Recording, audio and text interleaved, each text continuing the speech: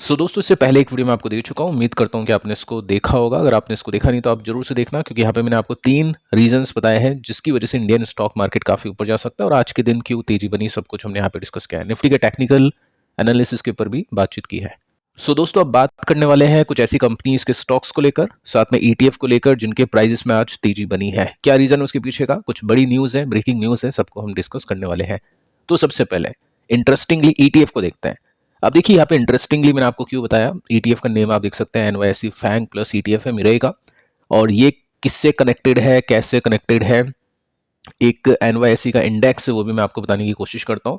बाकी देखिए दोस्तों आज के दिन इसमें 9% की तेजी बनी है। अब काफ़ी क्वेश्चंस कमेंट आए थे इसको लेकर कि सर नैस्डैक ने तो अच्छा परफॉर्म कर दिया, जो फैंग कंपनीज है उन्होंने काफ़ी अच्छा परफॉर्म किया पिछले कुछ दिनों में, बट यहाँ पे तेजी नहीं बनी।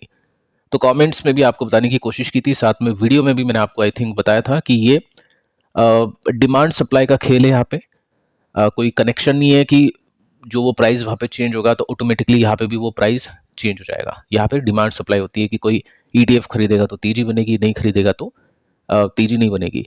अब मैंने आपको बताया था कि ये एडजस्ट हो जाएगा एक साथ, ये जितना भी इसको चलना चाहिए गिरना चाहिए वो एकदम से हो जाएगा, क्योंकि डिमांड सप्लाई डेली बेसिस पे तो चेंज होती रहती है, बट आगे चल के ये सब चीज़ें बैलेंस हो जाती हैं।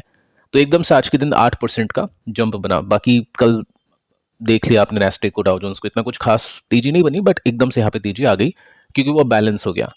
अब देखिए यहाँ पे 8% की तेजी बनी, गैप अप ये खुलता है, किसी बड़ी पार्टी ने खरीदा है इसको, क्योंकि डिमांड जब बढ़ती है तो प्राइजेस इंक्रीज करते हैं। अब रिटर्न्स हम देखें तो रिटर्न्स तो इसके काफ़ी अच्छे हैं। फैंग है, इसके अंदर कौन कौन सी कंपनीज है आपको बताई होगी। यहाँ पे आप देखोगे तो 22 से लेकर 25 तक 4 टाइम्स बना है। अब जिसमें दोस्तों ये इंडेक्स है, ये इंडिया का इंडेक्स नहीं है, एनवाईएसई का इंडेक्स है, लेकिन इंडेक्स ने भी इतना अच्छा परफॉर्म किया क्योंकि यहाँ पे ओनली 10 कंपनीज है और 100% जो होल्डिंग्स है इन 10 कंपनीज की है, जो दुनिया की सबसे बड़ी टेक कंपनीज हम बोल सकते हैं। मेटावर्सिस में क्राउड स्ट्राइक आप देख सकते हैं, नेटफ्लिक्स है, एप्पल है, अमेजोन है, गूगल है, माइक्रोसॉफ्ट है, एनवीडिया है। सो ये सभी कंपनीज हैं। अब देखिए आपके सामने रखना चाहूँगा इसका जो इंडेक्स है वो आप उसको भी ट्रैक कर सकते हैं। ये एनवाईएसई का इंडेक्स है। अब ये नाम है इसका फैंग प्लस इंडेक्स, और इसने कैसा परफॉर्म किया, इसने 1.29% की तेजी के साथ में परफॉर्म किया। और ये परफॉर्मेंस अभी चल रहा है इसका, क्योंकि अभी मार्केट ओपन है यूएस का, तो उसके अंदर अभी जस्ट 1% की तेजी बनी है।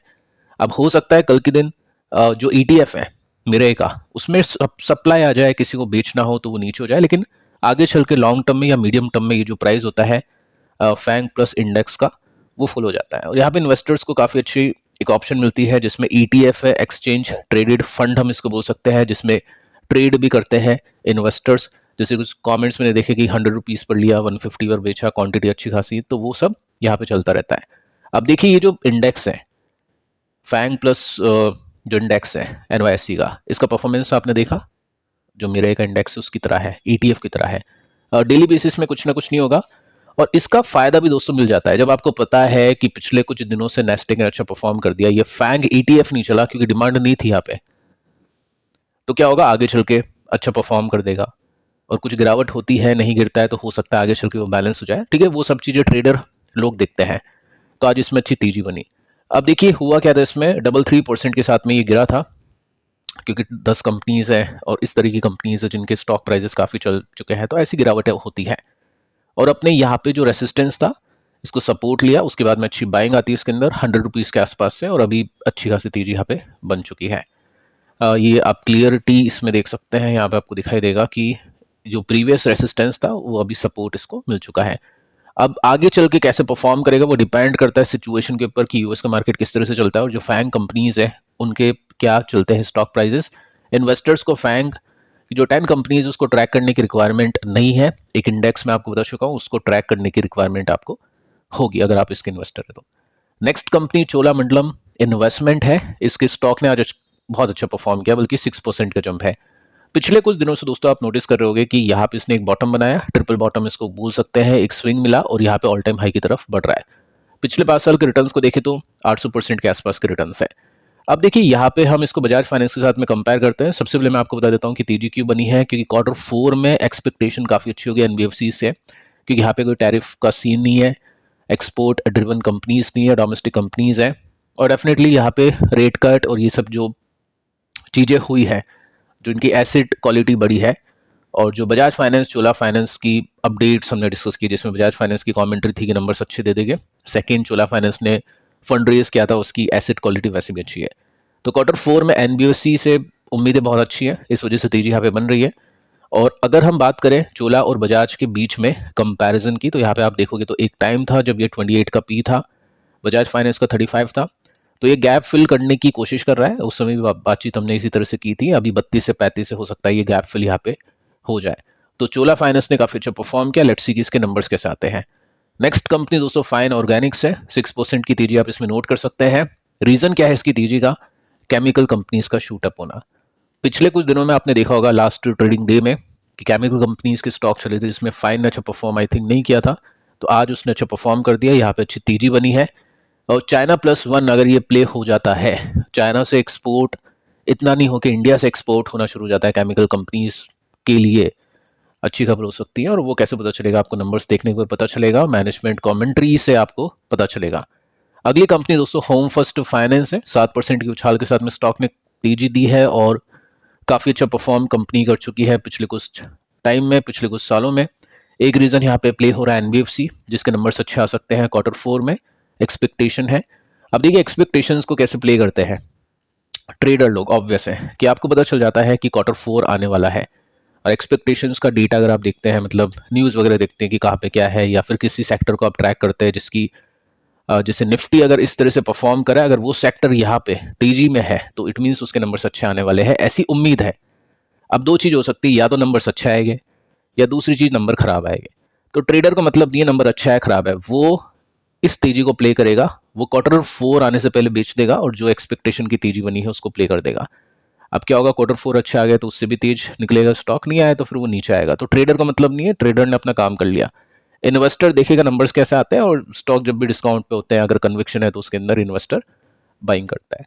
तो यहाँ पे स्टॉक 9% के साथ में क्यों चला? क्योंकि दोस्तों यहाँ पे एक टारगेट गिवन है आईसीआईसी सिक्योरिटीज के 1350। मुझे नहीं लगता कि ये रीजन होगा, क्योंकि असली जो रीजन है दोस्तों वो है क्यूआईपी। कंपनी ने 1250 करोड़ का फंड रेज किया है, जिसकी वजह से स्टॉक ने काफी अच्छा परफॉर्म किया है। अच्छी न्यूज आप बोल सकते हैं, क्योंकि आगे चल के जब इस फंड को कंपनी यूज करेगी तो डेफिनेटली प्रॉफिट और जो रेवेन्यू है वो इंक्रीज होगी कंपनी के।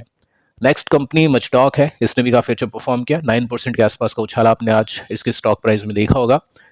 अगर आप देखोगे इसके रिटर्न्स जब से कंपनी लिस्ट हुई है, 5 साल का समय हुआ नहीं है, तो 3000% के रिटर्न्स है।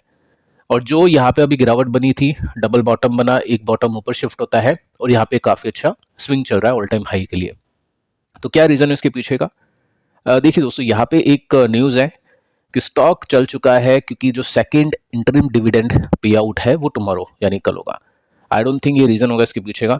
रीजन दोस्तों ये है कि प्रेसिडेंट ऑफ इंडिया ने, यानी जो गवर्नमेंट है जिनकी होल्डिंग्स है इस कंपनी में मैक्सिमम 80% से भी अबव है, उन्होंने बेचे हैं। कितने स्टॉक बेचे हैं यहाँ पे देख सकते हैं। ये जो कंपनी है डेट फ्री है, कर्ज मुक्त है।